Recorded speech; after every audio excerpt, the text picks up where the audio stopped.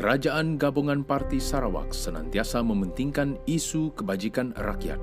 Sebagai seorang pemimpin yang bertanggung jawab, beliau bertekad untuk menjaga kebajikan golongan yang kurang berkemampuan di kawasan itu. Sekian tahun lamanya, Lee Kim Shin telah berusaha untuk membantu kumpulan yang kurang berkemampuan seperti membantu dalam permohonan bantuan kebajikan kerajaan, membina dan membaiki rumah orang miskin, bantuan pengebumian, bantuan pembiayaan pendidikan, bantuan ibu tunggal, bantuan kebakaran dan banjir, bantuan kebajikan warga emas dan sebagainya. Lee Kim Shin juga berusaha untuk memberikan bantuan kepada kumpulan yang kurang bernasib baik. Beliau mencadangkan orang ramai agar mendapat bantuan terus daripada Jabatan Kebajikan jika mereka mendapati ada orang yang sedang dalam kesusahan atau ke Pusat Hikmat Masyarakat Dun Senadin SUPP untuk mencari penyelesaian yang tepat dan sesuai. Dari segi menjaga kebajikan rakyat, pasukan Lee Kim Shin telah melaksanakan beberapa program perumahan untuk rakyat di kawasan Senadin. Setakat ini, lebih 30,000 rumah baru, 10,000 rumah mampu milik, 2,000 rumah kos rendah, 25,188 rumah quadruplex dan 3,000 rumah kedai baru telah dibina menerusi pelbagai diskaun pembelian rumah. Dengan ini, kumpulan B40 dan M40 dapat dibantu untuk mencapainya impian mereka untuk memiliki satu buah rumah.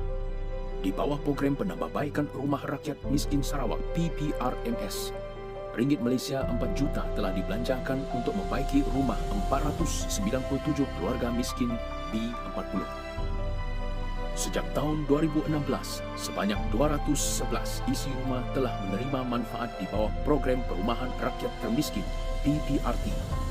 Pada masa yang sama, lebih 4,000 keluarga di kawasan perumahan setinggan telah ditempatkan semula di kawasan penempatan baharu yang terletak di Tudan.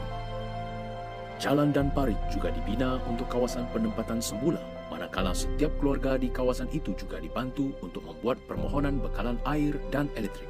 Setiap kali apabila berlakunya kebakaran, pasukan Lee Kim Shin akan menghulurkan bantuan seperti makanan dan kewangan kepada mangsa dalam kadar segera. Lee Kim Shin memberi dana kepada Kelab Sosial dan Kebajikan Harmoni Miri sepanjang tahun bagi memberi bantuan kepada anak-anak yatim dan anak ibu tunggal serta memperuntukkan subsidi untuk keperluan sekolah termasuk pakaian sekolah dan kasut. Kelab ini juga menganjurkan kursus latihan kemahiran memasak, membuat pastry, kraft tangan dan jahitan, meningkatkan kemahiran sara hidup ibu tunggal yang memerlukan bantuan. Di kawasan Senadin, selain melawat pusat kebajikan warga emas, dari masa ke semasa untuk menjaga warga emas, pasukan Lee Kim Shin juga aktif membantu orang yang berumur lebih 60 tahun ke atas dalam membuat permohonan kad emas kenyalang. Selepas permohonan kad tersebut telah diluluskan, pasukan Lee Kim Shin telah ditugaskan untuk mengagihkan kad kenyalang tersebut kepada semua penerima.